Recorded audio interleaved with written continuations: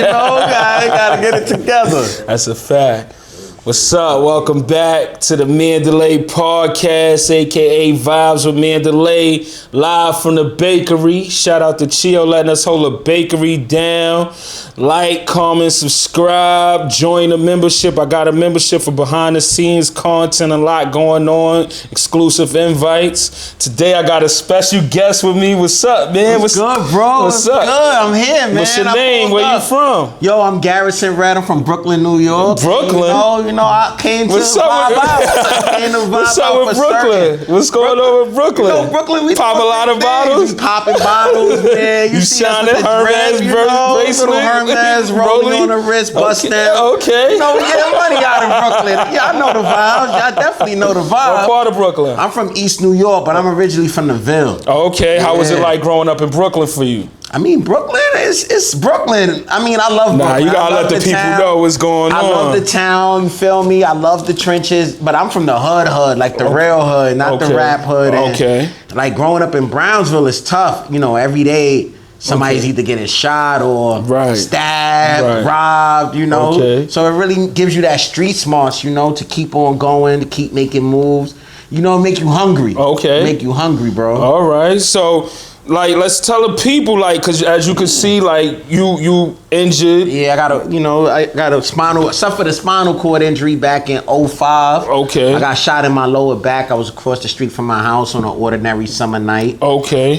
Somebody came up with the gun out and just, So you was into firing. like a lot of things, or honest, I was a straight A student. This is how. This all right, I want to know your story. Yeah, I'm gonna give you the story. I'll give you the rundown. So growing up, I grew up in the hood. So naturally, you're gonna have friends that's not into the right things of that nature. That's just natural because this is your surroundings. You feel me? I'm in the Ville. Right. Crackheads, breaking into cars, abandoned buildings. I know I'm painting a picture. There's a new Brooklyn now where it's all gentrified, but it wasn't like that at one point. Okay. So, I grew up, I had to get street smart. I'm also an only child. Oh, okay. But I excelled in sports. So growing up, I played basketball, football, and baseball. Okay. But in football, I was nice in football. Like, I had letters from like different colleges, like Syracuse and stuff, going into my senior year. Okay. What position? I played running back and safety for James Madison. Okay. And I was outside one night, outside with my homeboys, just like any other hood, you chilling. Just chilling. Rest of America might not understand, so I gotta paint the picture for them. Paint the picture. We just chill. You gotta remember, we come from like buildings, houses with bad people. Right, there's a lot of houses in Brooklyn too, so it'd be like the basement parties and shit like that. Yeah, I'm from I lived in a 3-family household with just my family, my parents. Shout out to my parents, you feel me? They worked, they was hardworking people. They retired now doing their thing, but like they always instilled in me education. Okay. And my pops was on an athletic tip, so he like, yo, you're gonna be in the NFL. So I played football, excelled in football, going back to that.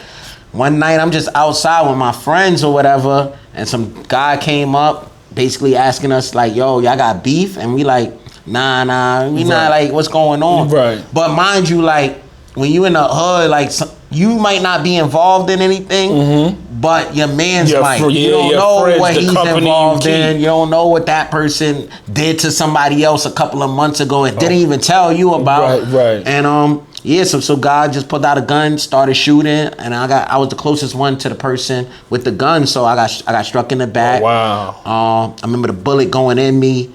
That shit was mad hot. Like, it was nothing like what 50 said. You like, painting the picture like, that shit is hot, like hot. So, and then I dropped to the ground. I just remember falling to the ground and just trying to breathe, not trying to panic. I ain't, you see in the movies and stuff, but it's not a movie. It's not a movie, so it's trying real. not to panic, and then I'm like, yo, just call my mom. She across the street. It was right across the street from my house. So like when people be like, yo, sorry for what happened. You can't really be sorry that what happened to me. You gotta be sorry for the environment. If anything, these is where we grow up in, and I happen to survive. You feel me? And to tell this story today. Right. That's a good story.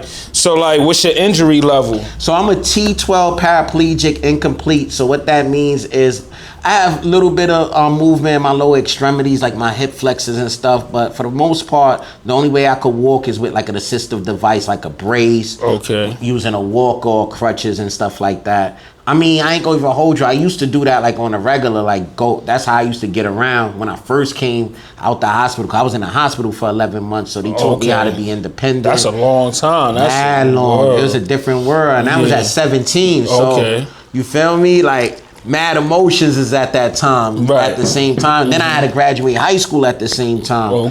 So it was like, you know, you gotta do what you gotta do. But my mom's like, you know. Your mom's that's their life. That's the closest thing to God. Your mom, she held you. Yeah, we ain't gonna go through this like this. My pops is cool. My pops been in my life my whole life. You know, he's been there, like, you know, but like his approach is different to things. You feel me? But so my mom's like, nah, we gonna.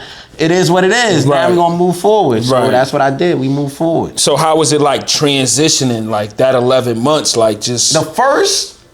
It was hard, but I was in pediatrics with like kids. So what age? How old were you? I was 17. So I'm still around kids. So I'm around kids that never had the opportunity to walk. Never played football, never played basketball, never, you know, did 17 is like your mental is you young. It fucks you up. Yeah, so like, damn, like what's gonna then you meet people that's in the chair already at this time. It's like 05, going into 06, and you meet people that's in the chair. And a lot of them was like, wow, like corny, like what you got going for yourself, bro? Like you trying to tell me to uplift me, and you telling me everything is bad. This ain't gonna work like that. So you know, if you gonna be on that time and don't even come around me, I'll figure it out. You feel me? And then So you always been a positive person. Yeah. Because that's how I always. I remember being in a hospital, the doctor's like, you can see this glass is half empty or half full. It's up to you. It's your choice, you know. Being that you can't play football no more, you could be the coach, you got leadership qualities, why you can't do that? So that just changed my perspective. Like, I ain't gonna be like that guy that come in and be all salty and stuff, miserable at the world. I'm gonna be different. So you took it, like, how did you first take it? Like when they told, like, how did they break the news? I mean, I dealt with, like, for the first 5 years, you feel me? But it was like, everything was quick. So, like, my mom's already had expectations for me. So she like, when you get out of the hospital, you got 6 months to either find a job or go back to school. It's your choice. So like, I ain't really have time to really like go through that process. So your mom was like, you ain't chilling, like even if you, she was like, you gonna work or. You know what's the crazy thing that I tell people with life? So you get your hustle from your mom. I gotta get up every day. My mom say that every day, you can't lay in the bed. I'm getting up every day to go to work. You can still get up every day, do something. So I'm like, I bet. All right, so I'm gonna figure it out. I'm like, work? I don't know about work right away. So I'll go to school. So I'm gonna figure out how to get to school. So when I came home, I'm like, yo, I need a whip. So my pops already had a car set up. He like, we'll figure the car thing out, get you a hand control so you could drive around. And then that'll be like your key to independence. Put the people on to like the hand control. Like I drive a GLE 350, a Benz. You know, it's an SUV. You driving better than me. Got a hand control. So what I ain't know, like it's easily to adapt the car. So there's these portable hand controls that most people get initially, where you just clamp it on your gas pedal and your brake pedal. And you tie this like little rope thing around it. It's like they give you like a strap or whatever. And you pull down, that's the gas, and you push forward, that's the brake. So once I got that, and this chair come apart. So the wheels pop off. The backrest go down. All of that. The cushion so you off. Very like independent. Like, and then this shit weighed 10 pounds, you know? So it was like, I bet, you know, if this how I gotta get around, I gotta get around. You feel me? I'm gonna get my whip. I don't want no van. I already said I ain't want a van and all of that. I ain't going out like that right away. You feel me? I still gotta go to school and shit. You feel me? So I got the whip. Shout out to my parents. They got me the whip. First time I got behind the wheel, the driving instructor was like, "Oh, you Gucci." Like, I was out. And then I had a Ford Explorer. I used to go to school with that. And then that's. And this is what, high school or college? I had graduated high school in the hospital still. And then I came home like the next month after I graduated high school. So I never been to school. I never been to high school in the chair, nothing in the chair. So when I went to college, it was like a whole new transition altogether. So I had to figure that out. Oh, dope. That's crazy. So how important is working out for you? Cause like you do. So working out is like my outlet, bro. Like real talk. Like if I'm having a bad day, I know I could go in the gym or go to the park and let off some steam, and I'll be feeling better right away. So like. So you always been like a workout? Not really, bro. I ain't gonna even hold you. I ain't gonna hold you. When I first got hurt, like for like the first 5 years, I ain't really work out. Okay. Cause I'm like, yo, this shit is dumb. Like I worked out to be in the NFL, you know, to go to college and play football, and then that was taken away from me. What I'm working out for anymore? Right. Because when I was like 16, I was benching like 315 pounds, and I was only like 170, 180 at that time. So I'm like, this shit is corny. Right. And I went one day. I don't know what happened. I don't know. One day I just like fuck it. I gotta go to the gym. I got on the scale, and the scale said I weighed like 115. I'm like, nah, this shit crazy. Okay. 115. Yeah, you're like, all right. So then I'm like, nah, I'm gonna go to the gym, get my weight up, and then, you know, through getting my weight up, that shit started taking me places. Okay, so where it took you? Like, tell the people. I'm a Paralympic powerlifter. Okay. I just made. Let's get into that. Yeah, let's get into that first. Okay. Yeah. So I made Team USA back in like 2017, 2018. It was crazy because now I'm in the gym, going back to being in the gym. I'm just in the gym working out. You feel me? I already had my degree. I think at that time I was working a job with the government and stuff, and I just had quit it too. Okay. At the same time, 'cause I'm like, yo, this shit corny. So you actually did go to work? Yeah, I went to work after I got my degree. I got my bachelor's in finance from York College. Okay. I got that in 3 years. Once I got that, I was like, yo, I could do shit. Like, I'm really doing stuff. Yeah. Like, then they invited me. Some people found me, invited me to like a National Urban League conference for like it was the Black Executive Exchange Program. Okay. So I'm around dope. like some of the top you know, black students from all these different black colleges throughout the country, HBCUs and all of that. So I'm like, oh wow, I'm from the hood. I'm from the Yeah, that's fire. And like how your connections. Now this is just 4 or 5 years later from where I got shot to now, like at that time. Cause that shit seem like it's moving fast. Like you got like a mad movement, mad motion. Like how you get so much motion? Like it was like, yo, when I got to college, it's this backpack. I gotta go to the college before we get to the powerlifting. Okay. The college thing was one aspect of life that led me to believe that like, yo, shit is possible in life. So I'm in college. I remember the first day in school, niggas is coming up to me like, yo, you drippy and shit. My mom's like, yo, why you not dressing like how you dress? Like, you wearing sweats and shit. She like, you can't be wearing that. Like, bro, that's what's up, Mama Love. Yo, like, shout out to Mama, because it sound like Mama Love is like the motivation. And it's I remember saying like, yo, I don't like your pants and all that. So, like, so you had like a young mom's or like, or she was just in tune? She's old. She just in tune. We Panamanians, so we always like, in Brooklyn, you know, the Panamanians is always in tune. Yeah, because it's like Pop Smoke is Panamanian. Yeah, drippy, shit like that.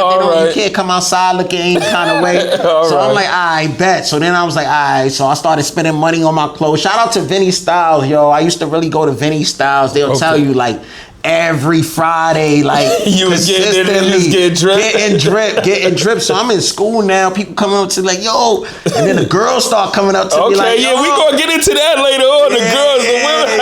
So they have. So I'm like, oh, this shit is great. My first semester, I had a 3.8 GPA in Kingsborough. You was doing good. Yeah, because I retained information well. So like, even when I was in school, like I always retained information. My friends didn't know that. Like, yo, he really smart. Like when they skip in class, I'm really in class. Like, yo, I'm gonna get an A. So I had a 3.8. The second semester, my shit went to like a 1.3. I was on academic probation. Damn, what you was doing? We was outside every night going to class. Shout out to Nasty Tuesdays and CPAC and Night Flight and all of them shits we was running down on every night, going there, coming home 5 in the morning. Where those spots was at, in Brooklyn? Yeah, Brooklyn spots. Okay. Real put Brooklyn. The people on. Yeah, we going. Let's reminisce. Yeah, let's reminisce. These are like real Brooklyn. Yeah, let's reminisce to the spots you was in. Yeah, I know about CPAC. Casanova used to be up there. All of that. If you from the East, you didn't really go there. I don't know Brooklyn. You gotta let me know and let the people know. I'm from East New York, so in East New York, we more like American and all of that. Like we more.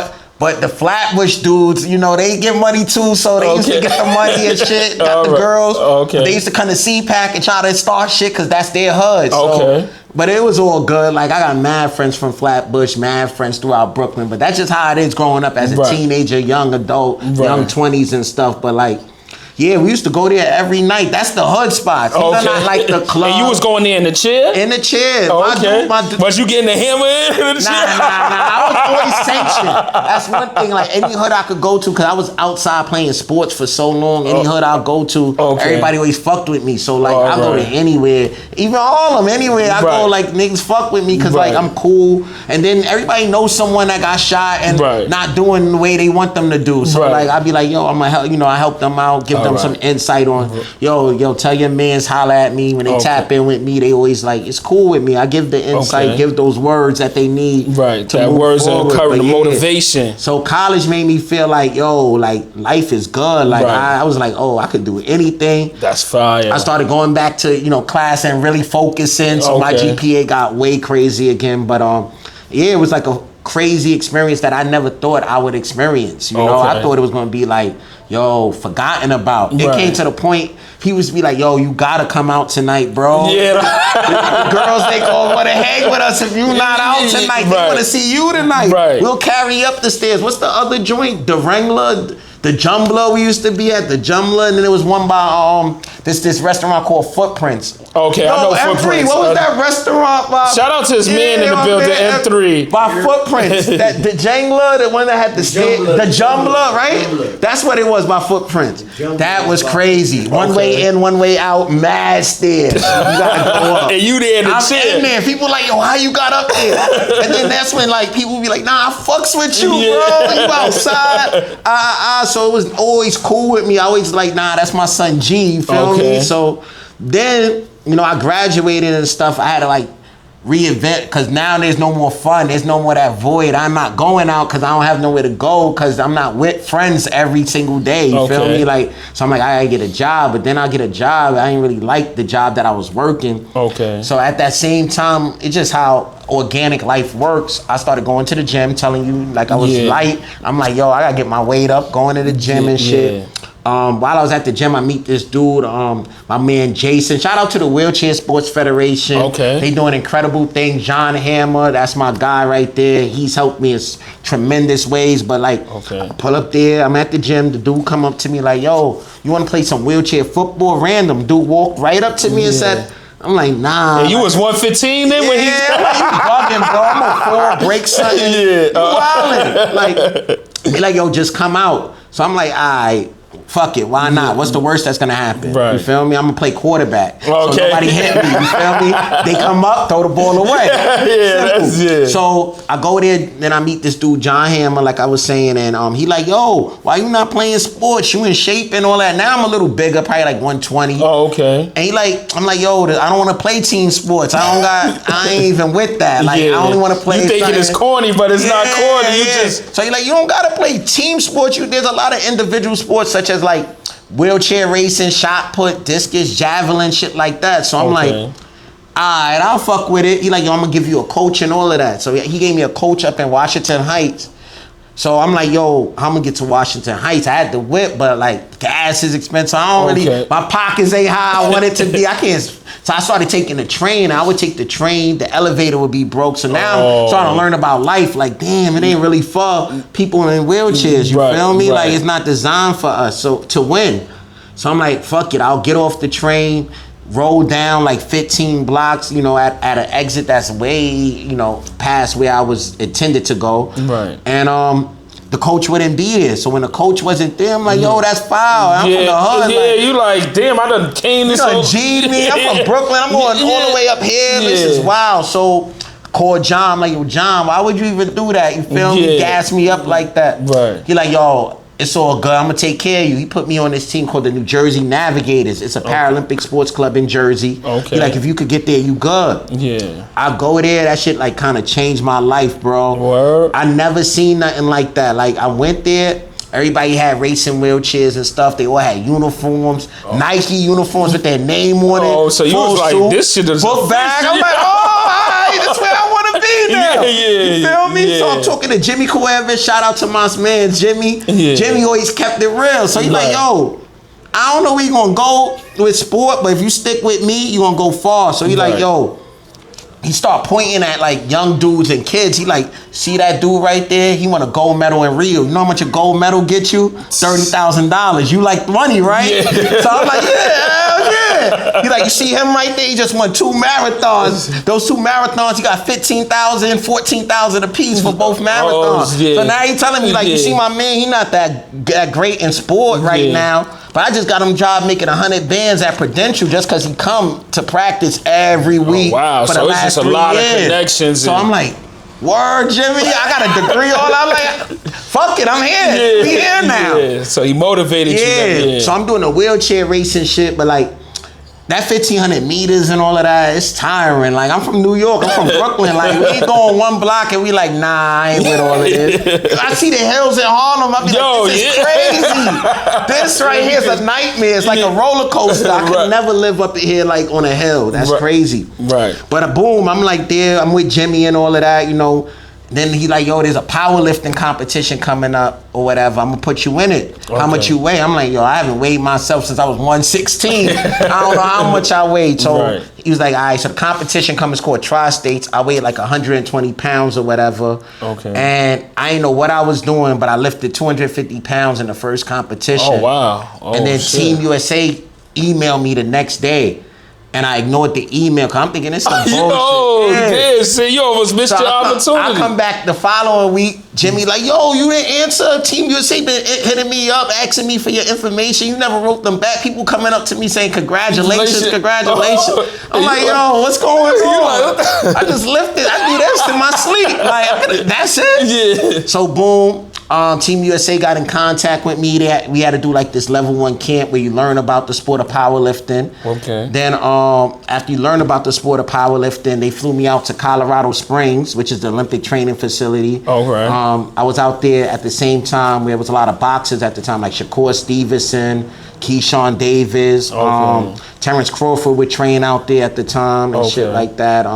A lot of wrestlers, gymnastic people and all of that. Swimmers, I know where all the swimmers swim at. I even learned how to shoot an air rifle because that's an Olympic sport. So the Olympic, Paralympics, everybody's together. With the Olympics is the able-bodied people, you know, the regular athletes that you know, and then the disabled athletes come the week after. So that's how most tournaments work.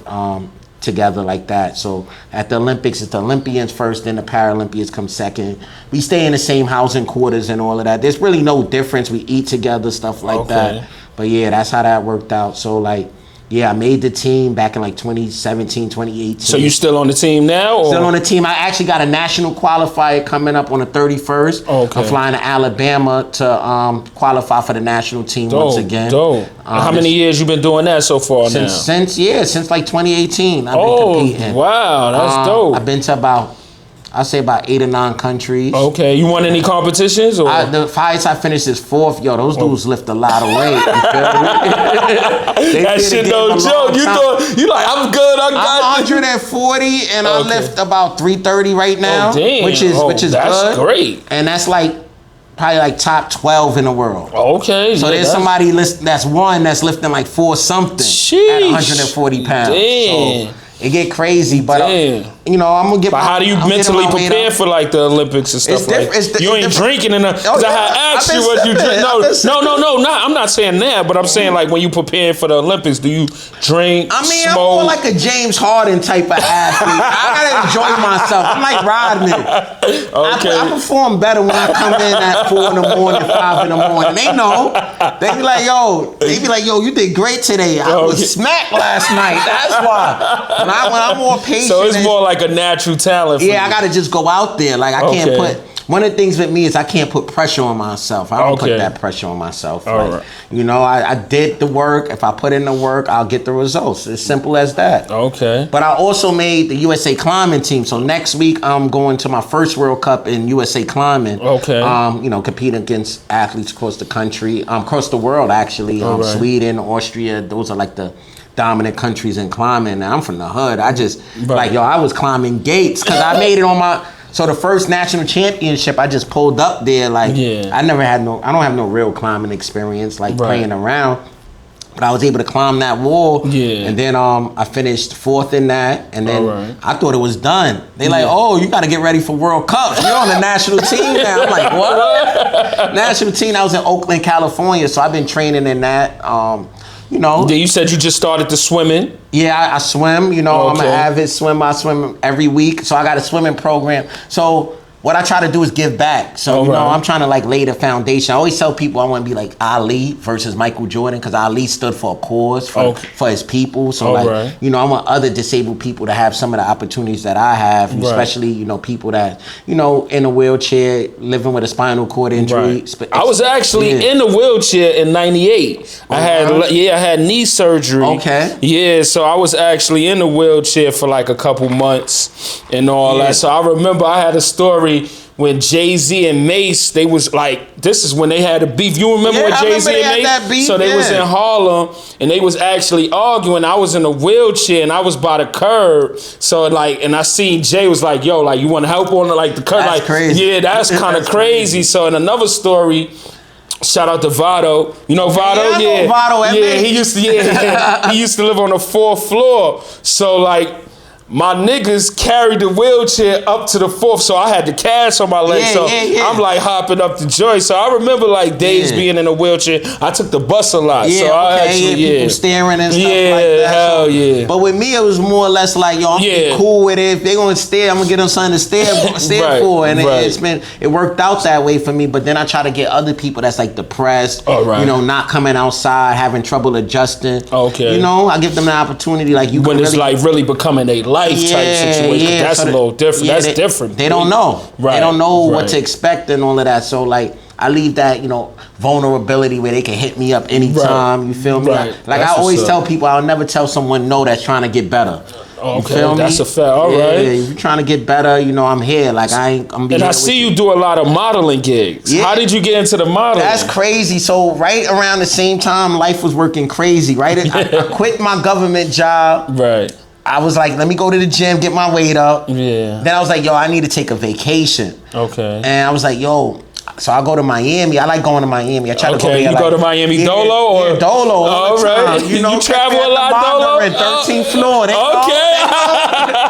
know 13th floor, Mondrian. They always see me over the pool. Okay. But yeah. I travel a lot. Like, by yourself, you travel? I travel by myself. I travel dolly. It started off with me traveling with my friends, you know, going to spring break. Then niggas get older, start having kids. One drop off, another drop off. It's just me. I'm like, I'm bored. Like, I can't be. I'm one of those people. My parents always. I traveled growing up with my parents all the time. Like, you know, every couple of months we went on a vacation, things of that nature. So like when I got older, I'm like, yo, that's still in me. Like I gotta go see the world. Right. So I just like, yo, I'm dipping. Like I've been to after the first 2 or 3 times I've been to Miami, I kind of figured it out. Yeah, hell yeah, that shit like New York. Like you get it like I know how to get to Wynwood, cross the bridge, you feel me, go downtown and South Beach. Yeah. So I'm like, all right. So I got a rental, you feel me? Yeah. My first trip, you know, I had some chub on me, so I could make any move I want. Okay. So I went to Carnival. What you call it, chub? Yeah, you know, chub on me, you know. So you call that money chub? Yeah, so I was able to go to Carnival and all of that. So I went to Miami Carnival with Dolly. That was my first trip on my own. That was like 2013, 14. And then from there was you wasn't scared or nothing? Like to travel by yourself? I'm good. Like I was like, I'm good. I'm from the hood. Yeah. Every time I go anywhere in the world, I check in and it be real niggas like waiting, like seem like they waiting for me at the airport. Like, yo. And then, you know, like once they see how I maneuver and my mannerisms, they like, nah, I fucks with son. And then like it goes back. Everybody knows somebody. Good energy. Good energy. You ain't coming on no bullshit. And everybody knows somebody that's going through something. Like, and then you see somebody like me, you like, oh nah, he's still thriving. Like, I fucks with him. I don't know what he do, but I fucks with him. And that's usually how it is. And it's love. Cause it seems like you really thriving. Like let's get back to the modeling. So the modeling, I'm in the airport.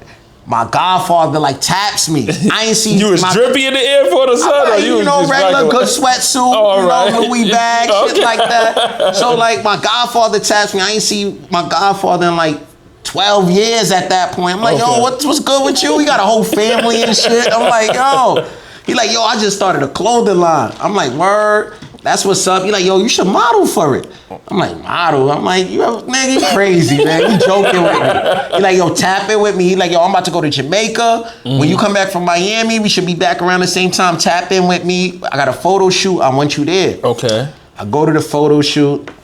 His brand was Courtesy Of at the time. I do the photo shoot, but I meet two of my friends that's still my friends today. My boy Ben and Justin from a brand called MILF Dad. All right. And that's still active right now, but they had a vision, you know, they from that, they got that influencer era in them. So they like, yo, you a star, bro. I'm like, yo, y'all bugging out. So they like, nah, we're gonna do a photo shoot with you with our brand. We got this like Sky. So from the modeling, the clothes led to their brand now. So So now they got a tracksuit that's sky blue with like some pink stitching lining and all of that, and they running around getting Fat Boy to wear it, stuff like that. So they like, yo, G, we got a photo shoot for you coming up. You gonna wear the tracksuit, but not only that, we got a wheelchair. We found some wheelchair. We painted it white and blue. Chick gonna go crazy. Chick go crazy on Instagram and like Twitter and stuff. So I'm like, oh, it's lit. Then other people started hitting me up and they were like, you wanna do runway shows? So like Fashion Week Brooklyn hit me up a few times, so I did a few runways with them. I think Harlem Fashion Week I did back in the day.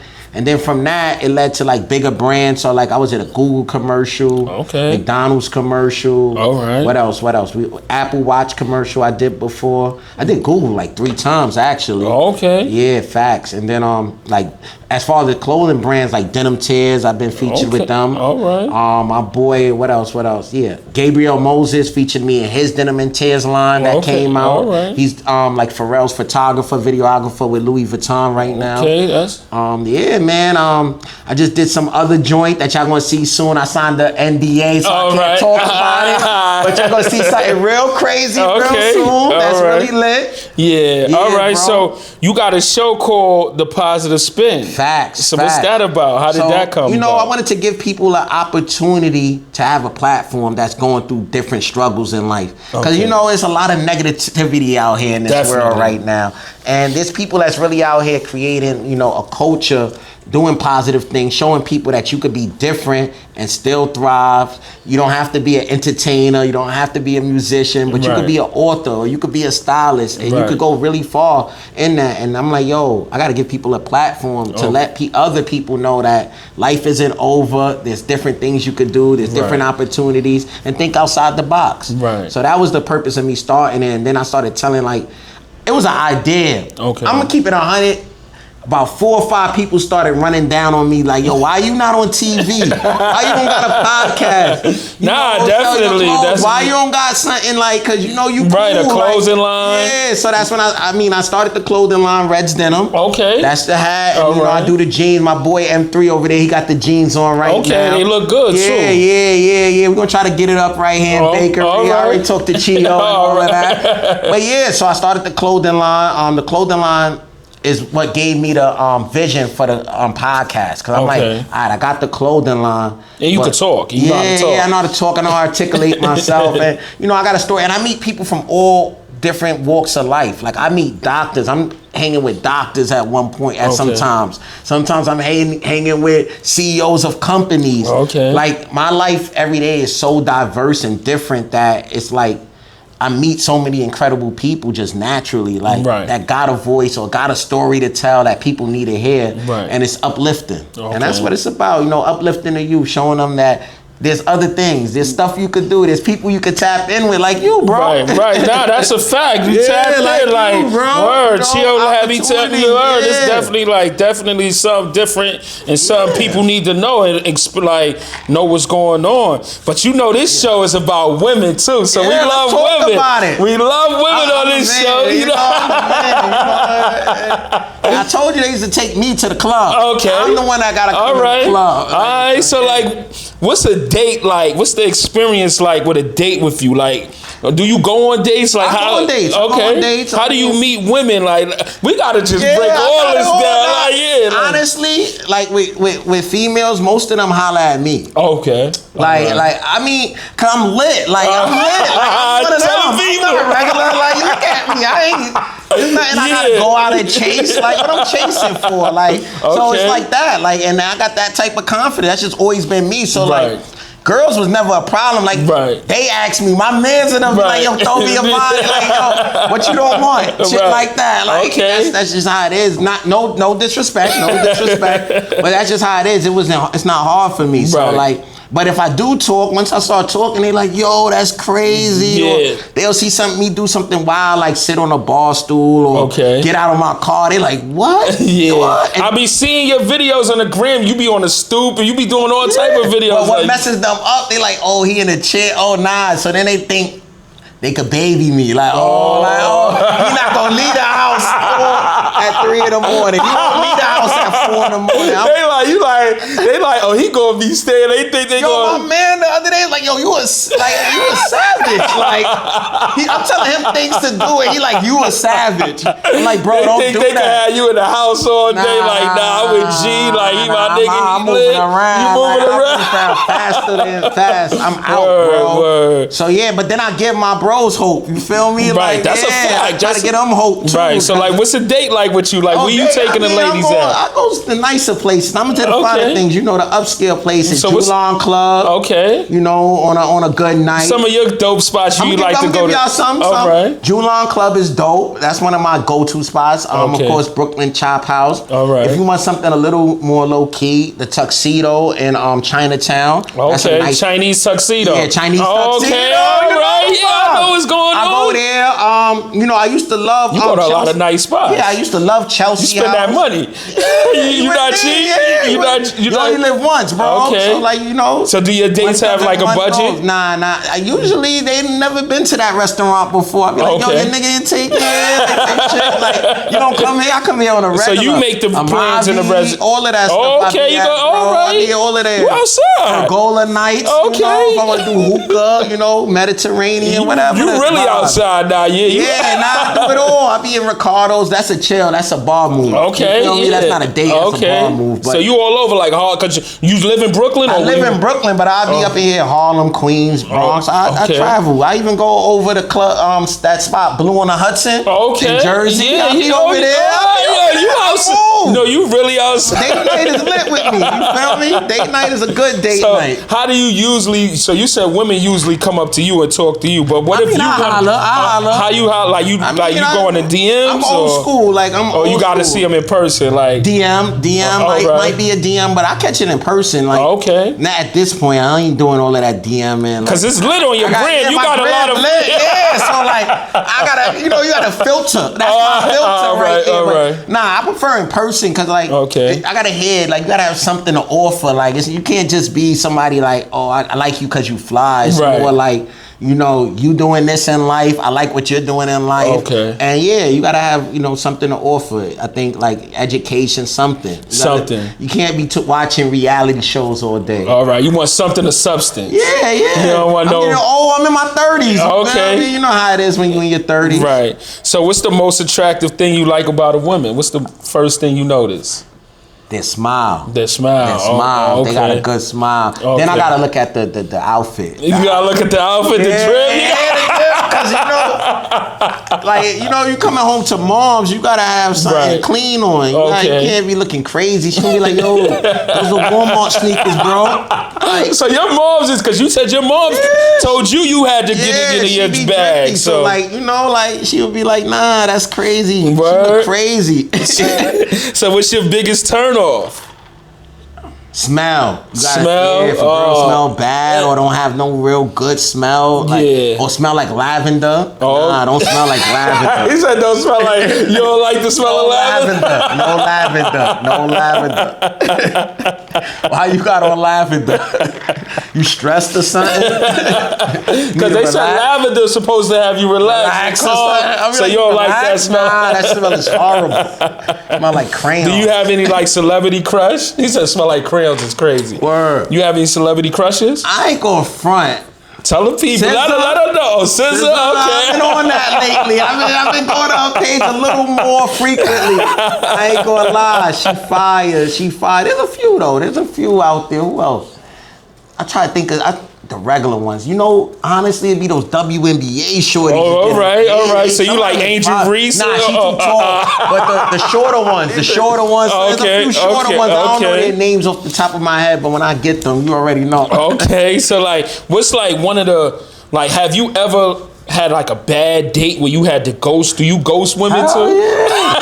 I was telling my man's F3 coming here, like, yo, like back in my 20s, when I had time, I got time today. Like, yo, it used to be crazy. Like, I would ghost. Like, I remember one girl, like, you know, killed it. Yeah. It was alright, but she thought she was lit. Wanted to go on a date after, but she already gave it. Like, all right, you ain't really like her, so you regular. Yeah, I'm regular. I'm like, I don't really know. Like, this gonna be an investment. I already got what I wanted. Right. It is what it is. Right. Block. Call her in the club. She like, did you block me? I'm not trying to call you. My niggas laughing and shit. They like, he dead ass blocked her. I know he blocked her. Oh, man. But you know, that's just me. I'm from Brooklyn. That's how I move. Like, I move just different. Like, I can't. I'm a nice guy. You said you a really nice guy. I got manners. You feel me? He said I got manners. It's the turn-offs and shit that, you know, come play a role. All right. So, like, you said you meet women in person. Would you date another injured female or no? Nah. It's too much going on. There's too much going on. Do they have sites and stuff? Dating sites for injured people? Yeah, there's some shit called Dateability. Okay. I know about that because I try to help. Are you on that? Nah. I don't do the dating shit. I'm really lit. Like, I'm really lit in life, in real life. Like, I don't need no extra. No, but you were deterred from it. Nah. If somebody's using it, I mean, more power. Man, I was born in the 80s, so like, you feel me? Like, I was born, we went outside, got to see the person. Right. Instagram is enough, you know? I don't need all of that, you know? Dateability, that's what you into. Yeah, have you ever been in love? Oh, yeah. How was that? Yeah, let's get into it. Look, you shying now you shying now. Drink now. boy. Yeah, you said nothing was off the table. Nah, that's why I said nothing off the table. So take your sip. It's good. It's a good feeling. You feel me? When somebody loves you for who you are and you know what you're doing. Okay. Yeah, that's a good feeling. How was that? And it's fun, like going on vacations and shit like that. Vacations or just doing regular, you know, cool shit. Like, I don't know, like going out on dates, like going back to going out on dates, like going somewhere fun, like, you know, what's the silly, like play pool or bowling or just those memories that you created with someone. You know? What's your definition of love? I think love is when you care for a person like how you would care for yourself. Okay. So like, you know, it's not, I mean, it goes past like, you know, I guess like just doing something for someone. It's like really caring for somebody. Like, yo, I don't want to see this person sick. You know, if they sick, I'm gonna take care of them type of thing. Right. If I just like you, that shit is, yo, stay home, get better. Right. Whatever.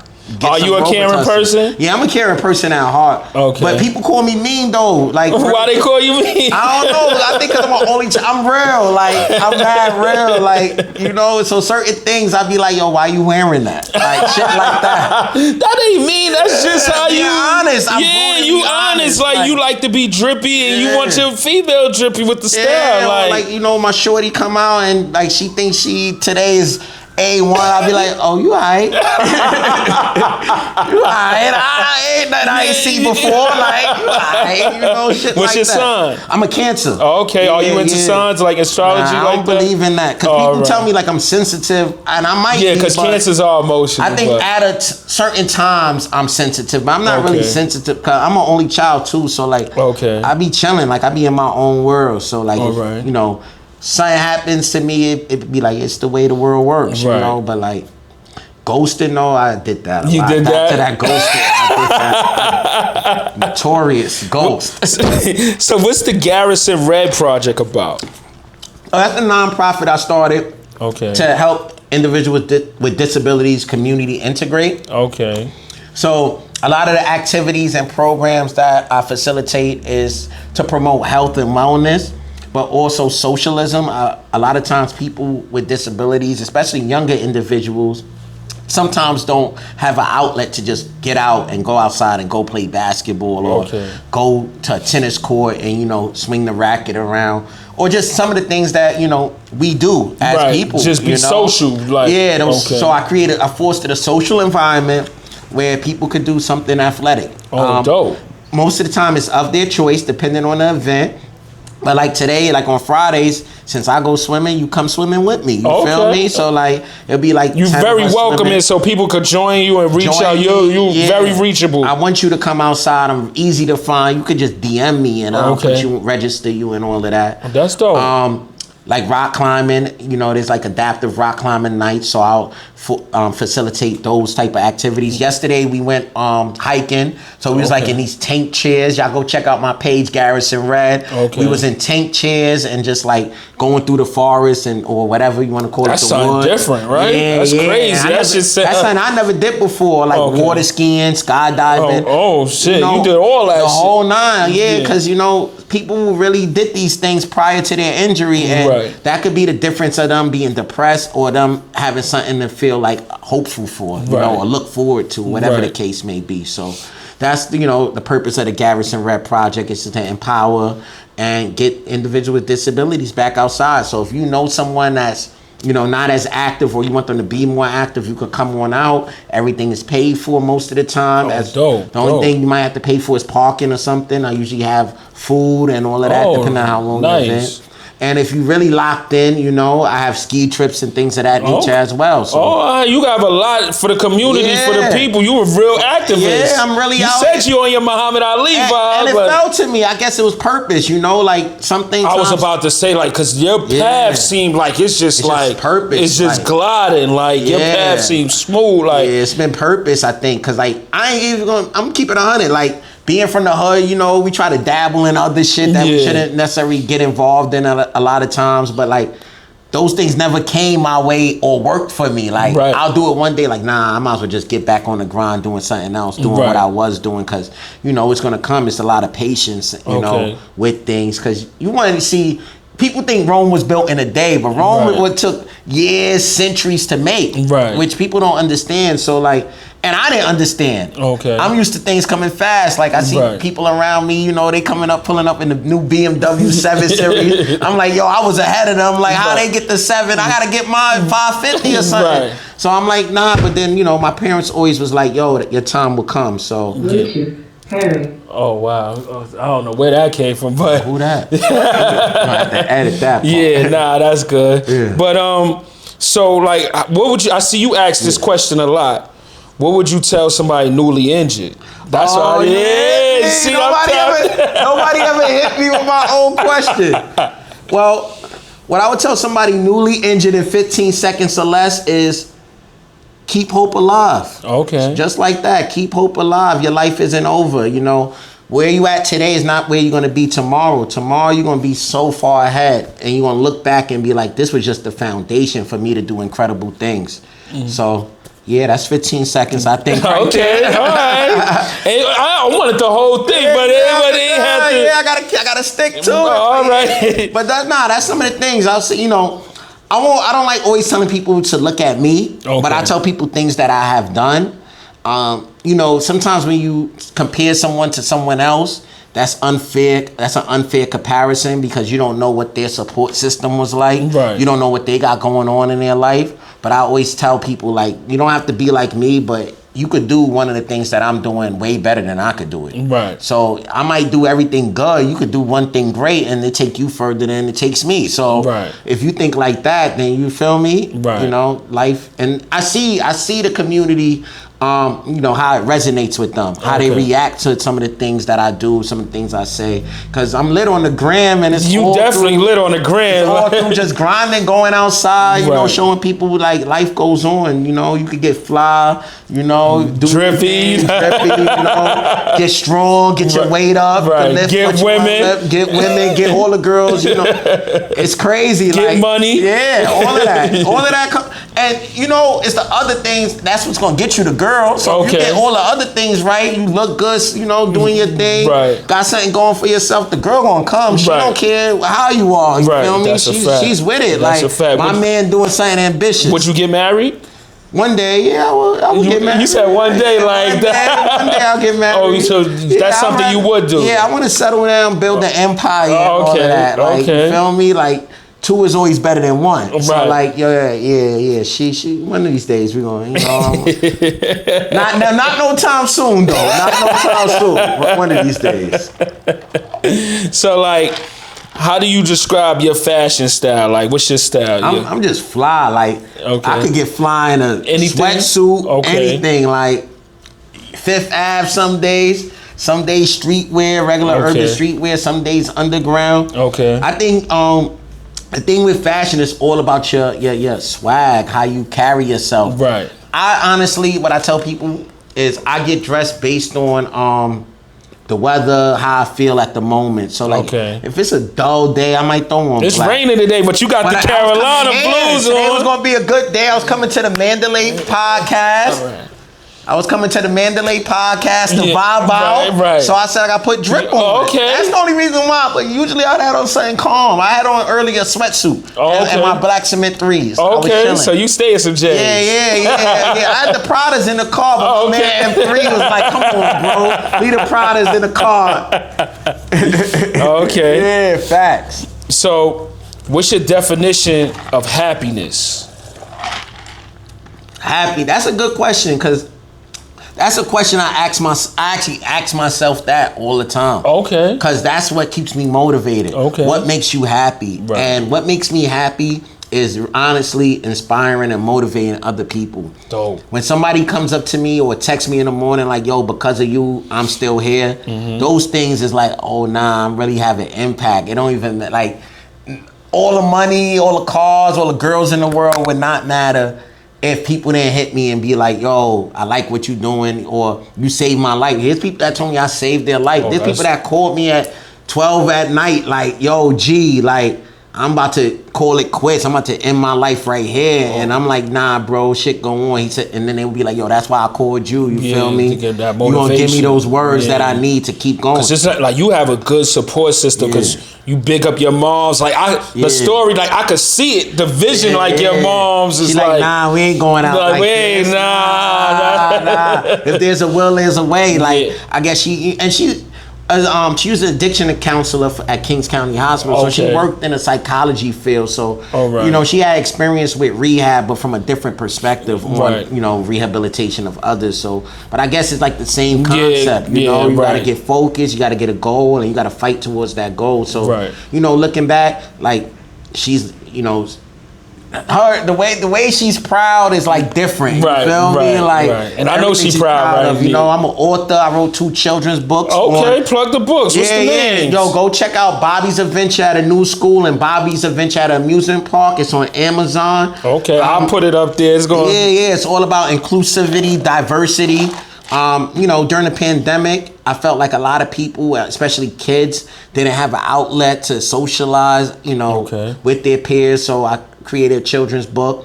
So that way people could be more aware. Like, you ever wonder how a kid in a wheelchair wrote on the board? You know, those little things, or just the interaction. So if a kid reads my book, you feel me? And they don't have to be in a chair, regular kid, you know, reads my book, and they got a friend in school, they might be more empathetic towards them. Like, oh, I could be their friend. Like, they're not different. They're the same. They just move around. Like, I always tell people, this is just my chariot. I'm a king, you feel me? And this is how I get to the goal. That's sitting down. There ain't nothing different. But that's the real talk. You feel me? So, like, everything I do is just to, you know, empower others. And it, like I said, it came to me. It wasn't like something I worked to do. Like I always tell people, like, I'm not really an internet dude, even though I'm lit on the internet. I'm just doing my thing. You feel me? I really go to parks, do pull-ups in parks with the homies and stuff like that. Like, that's what I do. That's what I get joy out of that. So, back to that's my next question. What makes you happy? What makes you feel good? That's what makes me feel good. Working out, enjoying life, you know, the dates, going out to eat, the dates that always the vacations. You said you went to Jamaica, Miami. I'm pretty sure DR, Colombia. I've been to DR like 4 times. Sosua, Puerto Plata, Sosua, Cabarete, Santiago. I don't go to Punta Cana. That's too touristy. Mexico, I've been to Acapulco, Tulum, Cancun.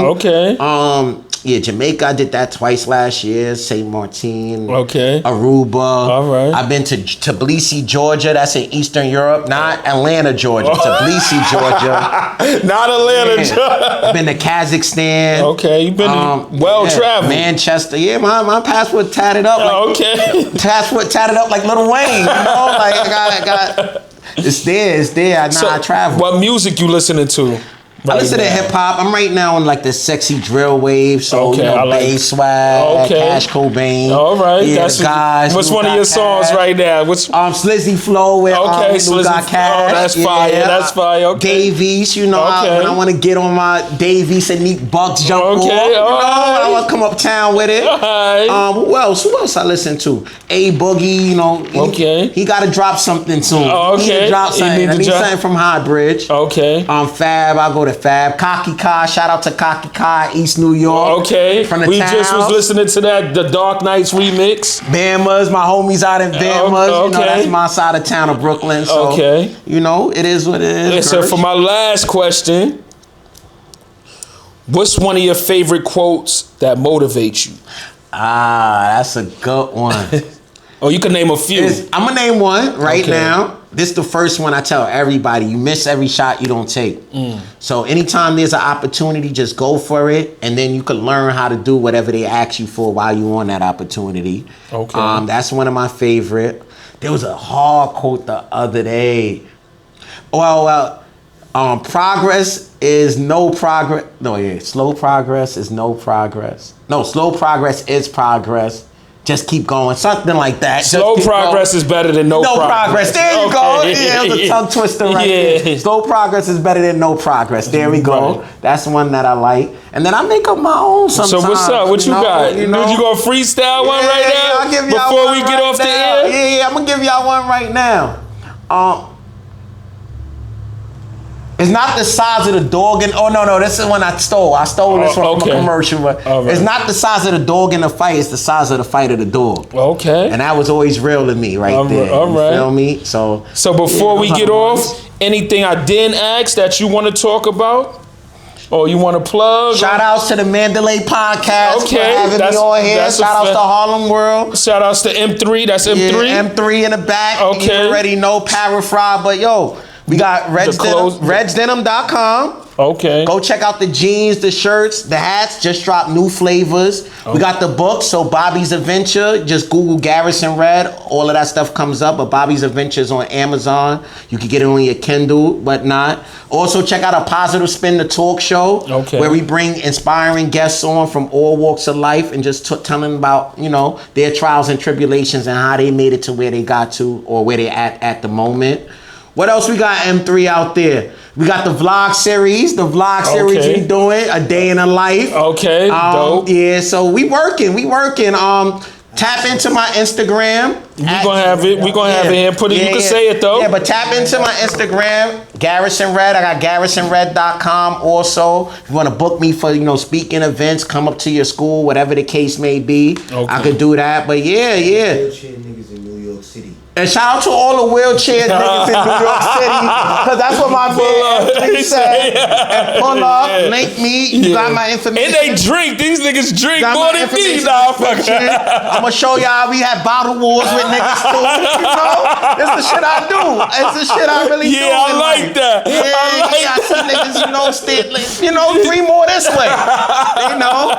We get to it also. That's what's up. But yeah, life goes on. If you're going through something, hit me up. You could talk to me. I'm here. That's a fact. New York City. Once again, shout out to Chill, let us hold a bakery down. Shout out to G. Shout out to M3. Shout out to the bakery, letting us hold a comment, subscribe, join the membership, and once again, shout out to G. Thanks, bro, for having Appreciate me, bro. you, man. You could definitely pull back up. Yeah. You know what I'm saying? We'll take a shot next year. I can still be in the audience. A vibe is a vibe, so I appreciate that, man. It's always a vibe, man.